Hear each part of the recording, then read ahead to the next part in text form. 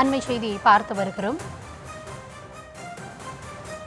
Thiruppuvanam custody மரணம் தொடர்பாக 2வது நாளாக நீதிபதியின் விசாரணையானது தொடர்கிறது. அது தொடர்பான ஒரு அண்மை செய்தியை நாம் தற்பொழுது பார்த்து வருகிறோம். தனிப்படை காவல்துறையினர் அஜித்குமாரை அழைத்து வந்தபோது நடந்த நிகழ்வுகள் குறித்தும் இந்த விசாரணை மேற்கொள்ளப்படுவதாக கூறப்படுகிறது.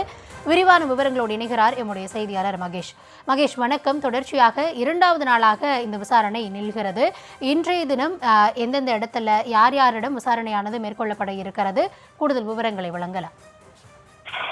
கண்டிப்பாக கௌதமி, திருப்புவனம் அஜித்குமார் கொலை வழக்கு விசாரணையானது நேற்று முதல் நாளானது முடிவுற்ற நிலையில் இன்று 2வது நாளாக மாவட்ட நீதிபதி விசாரணை நடத்தி வருகிறார்.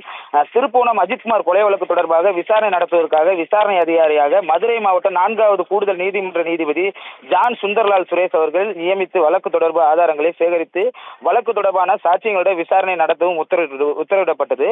இந்த நிலையில் முதல் நாளாக நேற்று விசாரணை அதிகாரியாக மதுரை மாவட்ட 4வது கூடுதல் நீதிமன்ற நீதிபதி ஜான் சுந்தர்லால் சுரேஷ் திருப்புவனம் காவல் நிலையம் அருகேயுள்ள நெடுஞ்சாலைத்துறைக்கு சொந்தமான ஆய்வு மாளிகையில் அறையில் காலை 10:45 மணி முதல் தொடர்ந்து 12 மணி நேரத்தை கடந்தும் இரவிலும் விசாரணை நடத்தினார். நேற்று திருப்புவனம் ஏடிஎஸ்பி சுகுமார், திருப்புவனம் ஆய்வாளர் ரமேஷ்குமார் ஆகியோரிடம் விசாரணை நடத்தி நகை தொலைந்து போனது தொடர்பாக பதிவு செய்யப்பட்ட சிஎஸ்ஆர் மற்றும் எஃப்ஐஆர் ஆவணங்கள் மற்றும் காவல் நிலையம் மற்றும் கோவில் சிசிடிவி டிவிஆர் ஆகியவை நீதிபதியிடம் ஒப்படைக்கப்பட்டது.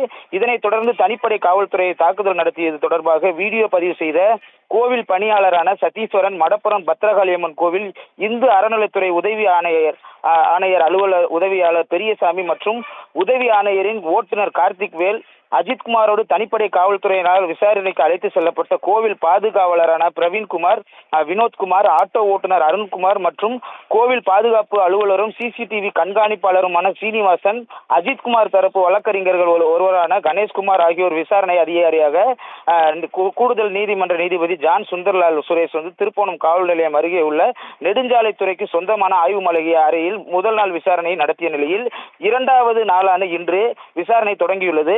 நேற்றைய விசாரணையின் போது கோவில் உதவி ஆணையர் அலுவலகத்தில் தனிப்படை காவல்துறையினர் அஜித்குமாரை அழைத்து வந்தபோது நடைபெற்ற விசாரணைகள் குறித்தும், அஜித்குமார் புகார்தாரராக நிகிதா என்பவரிடம் கார் சாவியை பெற்றதும் மற்றும் திரும்ப ஒப்படைத்ததும் தொடர்பான சாட்சியங்களையும் தற்பொழுது விரிவான விசாரித்து சாட்சியமாக அளித்தனர்.